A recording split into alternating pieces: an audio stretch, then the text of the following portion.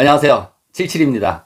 지난 영상에는 한국철강협회에서 주관해서 하는 그 스틸하우스 시공 교육 그 안내 영상을 보냈는데 많은 분들이 등록을 하신 것 같아요. 그래서 이 엊그저께 알아보니까 자리가 다 꽉 차고 그 기본 교육 그리고 또 DIY 교육인데 아마 한 자리 정도 남은 것 같다고 그러는데 그 영상 못 보신 분들은 그 스틸하우스에서 관심 있는 분들 한번 영상 보시고 또 스틸하우스 문의해 보시기 바랍니다. 그래서 내 손으로 내가 집을 짓던지 또는 그 스틸하우스 빌더로서 한번 변신을 해 보시는 것도 굉장히 좋은 기회가 될 것 같아요. 그리고 또 제가 그 홀다 연필 선물 다 드립니다. 등록하신 분들. 그래서 한번 철강협회 교육이 있으니까 다음 요번 월요일부터인가요? 그렇게 해서 시작이 돼요. 네. 한번 관심 있으신 분들은 이제 보시기 바랍니다. 이제 장마철이 시작되는 것 같아요. 우리 구독자 중에 혜진님 댓글 질문이 있었어요. 그래서 어떤 내용이냐면 그 낙뢰에 대한 공포가 있다 이겁니다. 집은 산 중턱에 있는데 뭐 막 벼락치고 낙뢰가 떨어지고 그럴 때 굉장히 공포심이 있다. 그리고 이 번개와 천둥, 이 낙뢰로 인해서 가전 제품들 여러 가지 뭐 심지어 보일러 뭐 또 그 지하수 펌프도 손상이 돼요. 그런 피해가 있다. 이런 질문입니다. 그래서 방법은 이제 집을 새로 지어서 굴을 파가지고 콘크리트로 그 안에서 천둥 번개치고 낙뢰가 떨어질 때 그 안에 대피해 있고 평상시에는 음악 감상실로 쓰면 어떻겠나 뭐 이런 질문입니다. 그래서 제가 곧바로 이제 영상을 올려서 제 의견을 말씀드린다 그랬는데 이렇게 벌써 일주일 정도나 지나간 것 같아요. 바로 올리려고 그랬는데 그리고 댓글 앞부분에 그 칭찬의 글에 제가 너무 기분이 좋아서 이렇게 영상을 만들었습니다. 김태진님 먼저 낙뢰에 대한 그런 공포와 그런 거를 이제 호소를 하셨는데 이 제 영상을 보시고 이해를 하시면은 훨씬 좀 편안해지고 그 공포에서 벗어날 거라고 생각이 들어요. 이 낙뢰, 번개, 천둥 또 뭐 같은 말로 벼락이라고도 그러죠. 천둥을 뭐라 그래요? 우레라고도 그러죠. 우레. 우리가 엄청난 박수를 받을 때 우레와 같은 박수를 받는다. 뭐 이런 말 쓰는데 그게 말하자면 천둥입니다. 천둥. 그 천둥 소리 가까이서 들으면 엄청 정말 멋집니다. 웅장하지요. 근데 내용을 잘 모르면 이게 공포로 올 수가 있어요.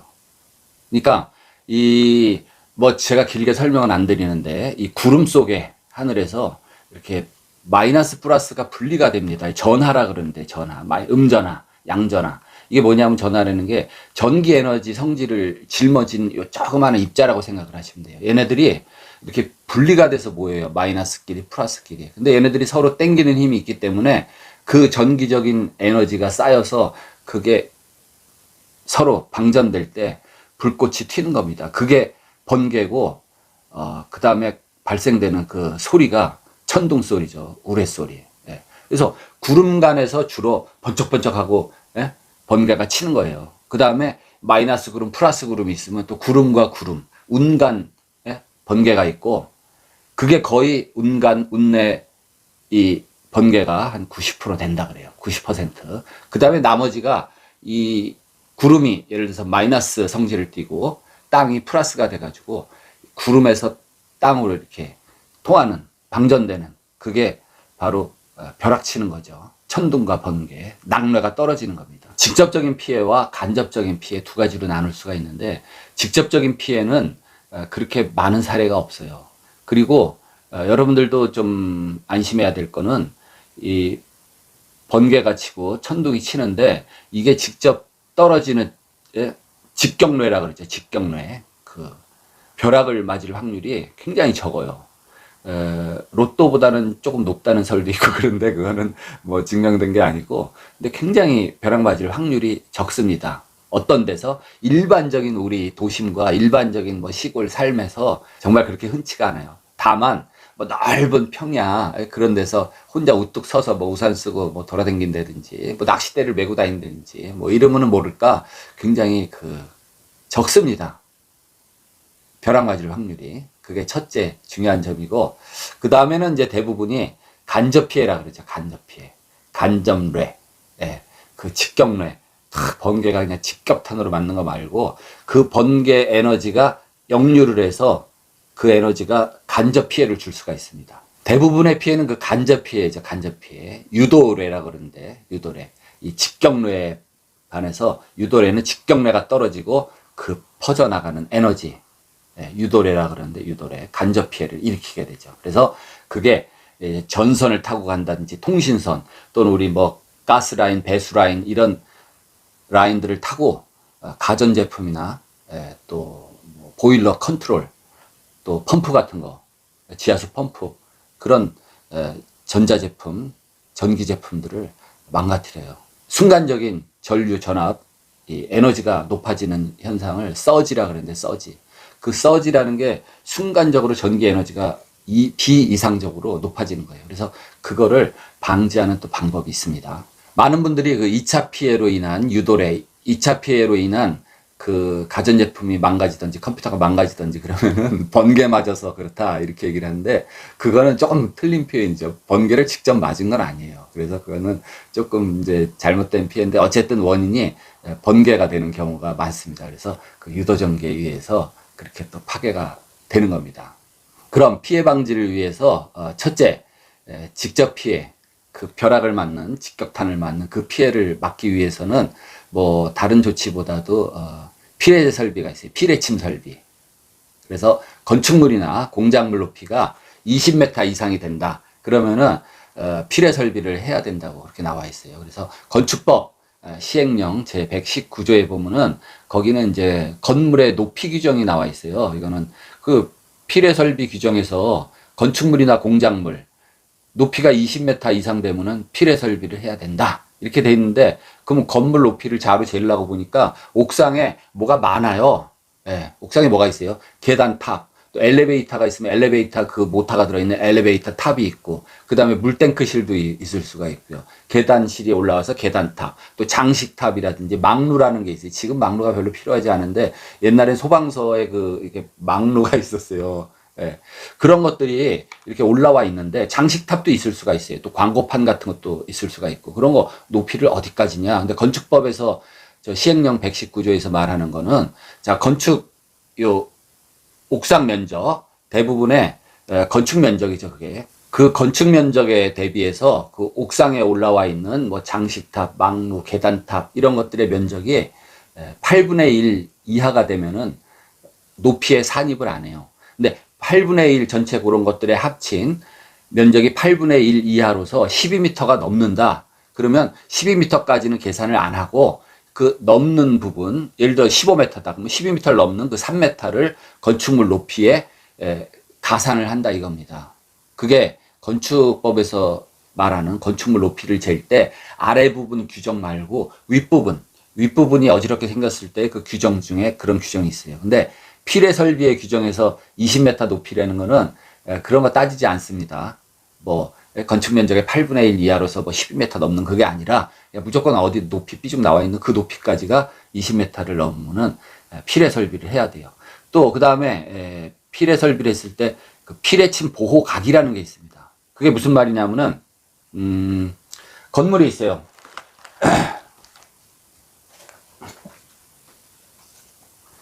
건물이 있어요. 그러면 이 건물에 피뢰침이 이렇게 올라와 있잖아요. 피뢰침이 올라와 있으면은 이 건물이 보호를 받기 위해서는 여기서 뭡니까? 이 각도가, 요 각도 60도.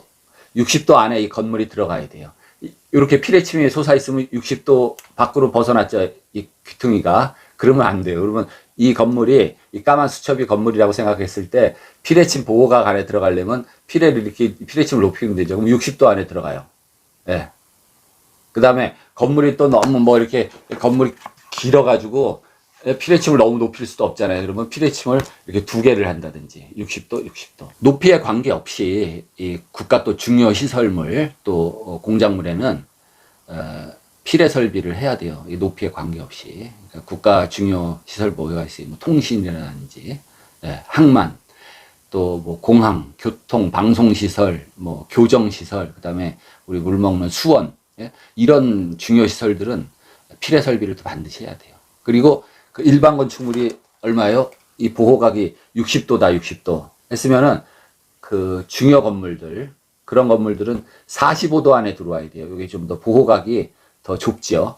예, 그래서 이 중요 시설물, 국가 중요 건축물, 중요 시설물에는 보호각도도 이게 45도다.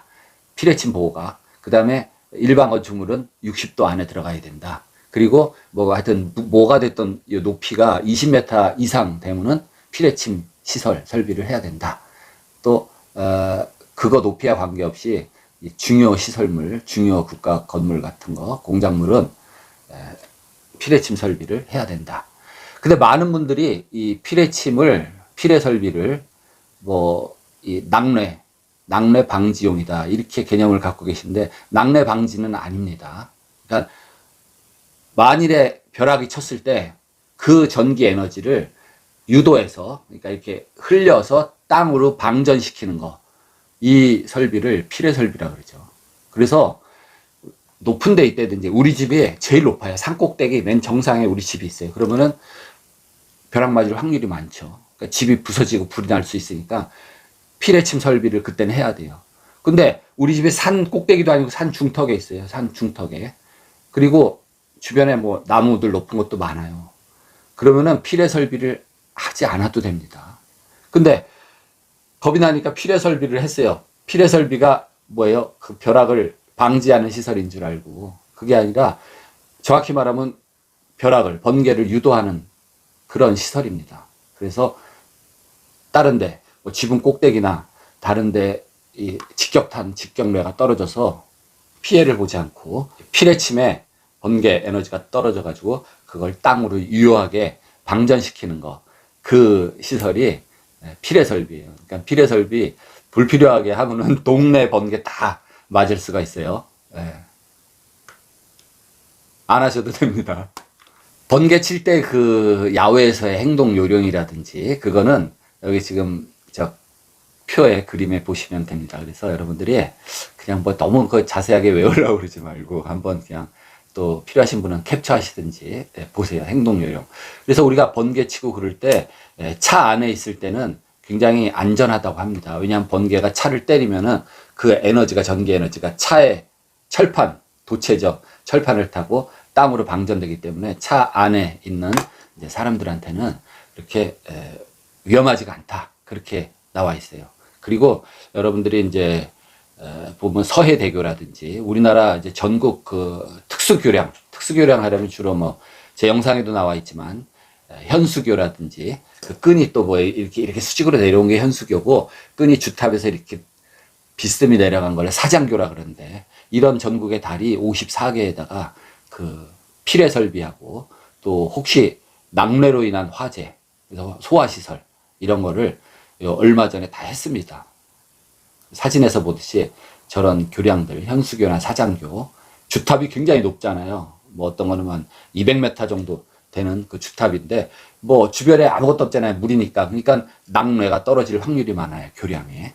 어쨌든 이 로또만큼 확률이 굉장히 희박한 말하자면 벼락을 맞을 확률은 굉장히 적다고 하니까 여러분들이 이제 걱정을 안 하셔도 돼요. 여기서 질문입니다. 이 낙뢰, 벼락 치고 번개 치는 번개가 금속을 좋아할까요? 많은 사람들이 이 번개 칠 때 이런 금속 물질이라든지 이런 게 위험하다고 생각을 해요. 그래서 등산 갈 때 모자에 또 배지 같은 거 금속 이런 거 달려 있는 분들이 굉장히 겁을 먹는데 실험에 의하면은 이 번개가 이 금속이나 나무 뭐 관계 없습니다. 돌멩이나 그냥 무작위로 와서 때리는데 그 대신 높은 거에는 더 맞을 확률이 커요. 그래서 번개가 이렇게 막 그냥 똑바로 이렇게 직선이 아니잖아요. 번개 나름대로 굉장히 빠른 길을 찾는답니다. 내비게이션처럼. 그래서 이게 막 이렇게 지그재그로 내려오는 거예요. 그래서 꼭 금속이라고 해서 번개가 좋아하는 건 아니다. 그냥 무작위로 재료에 관계 없습니다. 그래서 여러분이 야외에 갔을 때 큰 나무도 있고 작은 나무도 있고 그러면은 되도록 이렇게 웅크려서 작은 나무 쪽으로 가서 이렇게 피신을 하세요. 큰 나무 밑에 가면 높기 때문에 번개 맞을 확률이 많습니다. 벼락 맞을 확률이 많아요. 대부분의 피해는 이 간접 피해입니다. 간접 피해. 그 유도례에 의한, 직경례가 아니라 유도례에 의한 간접 피해. 그러니까 다시 말해서 벼락을 여기 쳤어요. 그럼 여기서부터 흘러 들어오는 그 전류에 의해서, 전기에 의해서 가전제품이나 그런 것들이 손상되는 그런 겁니다. 그렇기 때문에 그러면 그런 2차 피해, 유도 번개에 의한 2차 피해를 어떻게 그러면 막을 것이냐. 첫 번째는 여러분들 차단기라는 게 있습니다. 전기 차단기. 차단기에 보면은 그 테스트 버튼이 녹색도 있고 빨강색인데 빨강색 차단기를 쓰셔야 돼요. 그 녹색 차단기는 말하자면 누전되는 거, 누전 차단기고, 빨강색 버튼은 누전 및 그 과부하, 과전류, 그거를 차단시켜요. 그러니까 이렇게 비이상적인 과전류가 들어오면은 딱 떨어져 버리죠. 스위치가 끊기는 겁니다. 전류가.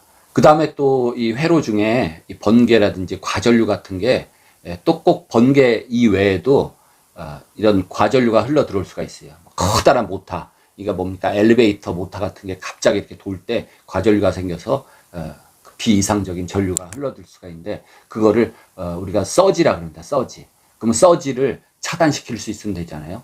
그래서 우리가 약자로 SPD라 그러는데, 서지 프로텍터 디바이스. 요거를 장착해 주면 돼요. 그래서 서지 보호기 또는 서지 차단기, 이런 말을 쓰는데, 그림같이 저렇게 생긴 거를 그 회로 중에 우리가 가전제품, 전자제품 쪽으로 가는 그 라인 중에다 그 SPD를 달아줘요. 서지 보호기. 그러면은 2차 피해를 막을 수가 있다. 이렇게 또 생각을 하시면 돼요. 그리고 우리 우리 전기 들어오는 그 외부 전봇대, 전신주에도 우리가 변압기도 달려있고, 그런데 거기에도 말하자면 일종의 그 서지, 차단기가 달려있어요. 퓨즈가. 그래서 1차적으로 전봇대라든지 그런데 벼락을 맞았다 그러면은 거기 차단기에서 이 퓨즈가 끊어집니다. 그런 안전장치들이 돼 있기 때문에 크게 여러분들이 이렇게 염려 안 하셔도 돼요. 그래서 이상 제가 말씀드린 거를 요약하면은, 자, 첫 번째, 직경례, 벼락 맞을 확률이 너무 적다. 180만 분의 1. 굉장히 적습니다. 그렇기 때문에 안심을 하셔도 된다. 그 다음에 지금 말씀드렸듯이 간접 피해, 그 유도례에 의한 그 역류 과부하는 차단기, 그죠? 과부하 차단기 또는 그 서지 보호기, 서지 차단기, SPD로 그거를 보호할 수가 있다. 그렇게 안심을 하시면 돼요. 저도 저희 집에 심야 보일러가 2세트 있었어요. 난방, 옆에 뭐예요? 그 온수. 그게 2세트가 있었어요. 근데 그 컨트롤이라는 게 달려 있어요. 그 안에. 근데 그게 그 맛이 가는 수가 있어요. 이 2차 피해 보는 거죠. 번개가 쳤을 때 유도전기에 의해서. 그래서 그거 교체하느라고 한 번 와서 그거 AS 교체하는데 한 10만 원 정도 들었던 것 같아요. 제가 한 10년 동안 살면서 한 대여섯 번 보일러 컨트롤이 망가진 그런 경험이 있는데, 그때 제가 왜 그 보호장치를 안 달았을지 모르겠어요. 그때마다 플러그를 빼놓을 수도 없고. 그리고 김태진님 이제 안심하셔도 되고, 근데 도심에 사는 분들은 잘 못 느껴보시는데, 저 산간, 저런 시골 오지 같은 데 좀 가면은 그 번쩍이는 번개와 그 천둥 소리가 정말 감동적입니다. 그 웅장하고 큰 소리는 어디서 뭐 아무리 뭐 대형 오케스트라 가서 들을 수가 없어요. 그 웅장한 정말 소리는 그 정말 한편의 감동적인 오케스트라입니다. 그래서 여러분들도 앞으로 그 가까이서 막 천둥 번개 치고 그런 거를 겁내지 마시고 즐기고 감상하세요. 그러면은 번개가 얼마만큼 멀리서 번개가 치고 천둥이 치냐, 그 계산하는 건 간단합니다. 빛의 속도 얼마예요? 똑딱의 지구를 뭐 7바퀴 반인데, 이거는 그냥 무시하고 순간이라고 생각하시고, 이 소리, 음파는 1초 째깍 하는 사이에 340m를 갑니다. 그러니까 번개가 번쩍 치는 순간에, 자, 카운트 하세요. 번개가 번쩍하는 순간에 째깍, 째깍, 째깍 하고 꽝 소리가 났어요. 그러니까 원래 구름 속에서 번개와 천둥이 동시에 터지는 겁니다. 근데 빛은 금방 왔죠. 순간에 옵니다. 근데 소리는 오는데 째깍, 째깍, 째깍 3초 걸렸어요. 그러면 어떻게 돼요? 340m 초당 곱하기 3초 하면 약 1000m 앞에서 벼락이 쳤다. 예. 이렇게 계산하시면 돼요. 근데 번쩍 하자마자 꽝 터지면 얼마? 0.5초 안에 터졌다. 그러면 170m네. 170m 앞에서 예? 터졌다. 이렇게 보시면 돼요. 그래서 그런 것들이 타고 들어와서 가전제품을 망가뜨리는 게 2차 피해다. 어쨌든 이 두 가지 1차 피해는 확률이 없어서 안심하시고 2차 피해는 서지 차단기라든지 과부하 차단기 그거를 설치하시면 될 것 같아요. 그러니까 안심하시고 그리고 질문하신 김태진님 이제 집을 뭐 지면은 굴을 파가지고 콘크리트로 뭘 하나 대피소 겸 평소에 음악 감상실로 쓴다고 하셨는데 하지 마세요. 괜히 비용만 많이 들고 하지 마세요. 음악 감상실이 물론 철근 콘크리트조도 뭐 그대로 뭐 쓴다고 할 수는 없겠죠. 그렇지만은 여러분들 제일 음이 반사가 확실하게 되는 데가 이 콘크리트 그냥 방입니다. 콘크리트 방. 거기서 떠들어대면요 음이 사라지지 않고 막 울려요. 반사가 돼가지고. 여러분들 굴 중에 저 충주 쪽에 그 석회석 굴은 그 안에 석순이 막 무지하게 많아요. 보셨죠? 석순들 고드름처럼 맺힌 거. 거기서 떠들어대면은 그 안에는 음이 난반사가 되고 석순 때문에 막 다 음이 흩어지고 부서져서 그런 현상이 없는데 제주도의 만장굴 가면요 이렇게 딱 심플하게 그냥 미끈하게 뚫린 그 굴이 있어요. 용암굴. 거긴요 엄청 울립니다. 소리가. 그래서 콘크리트조 방을 만들었을 때 그 안에 뭐 난반사가 되게 하는 그 나무떼기들이 있어요. 코펜하겐 리브 판이라든지 뭐 다공질 흡음판 뭐 이런 것들 음향 조절 시설을 하지 않은 다음에는 음악 감상실로 쓰기가 힘들어요. 음이 막 특히 저음이 사라지지 않고 계속 울립니다. 막 왕왕왕왕왕 울려요. 음이 도레미파솔라시도가 다 섞여가지고 울리기 때문에 음악 감상실로 좀 힘들어요. 그리고 말씀드렸듯이 뭐 벼락치고 그런다고 전등 친다고 그런 굴 속에 들어가서 숨을 필요가 없습니다. 절대 뭐 그렇게 진짜 벼락이 떨어질 확률이 너무너무 적기 때문에 안심하셔도 돼요. 그냥 즐기세요. 그 천둥 소리, 번쩍번쩍 번개 그 불꽃을 즐기시면 됩니다. 오늘은 구독자 김태진님에 대한 그런 제 의견을 올렸습니다. 다음 시간에 또 좋은 내용으로 뵙겠습니다. 고맙습니다. 지금 5시 반입니다. 새벽 5시 반. 자, 이제 또 부산에 가야 돼요, 부산에. 부산에 좀 다녀오겠습니다.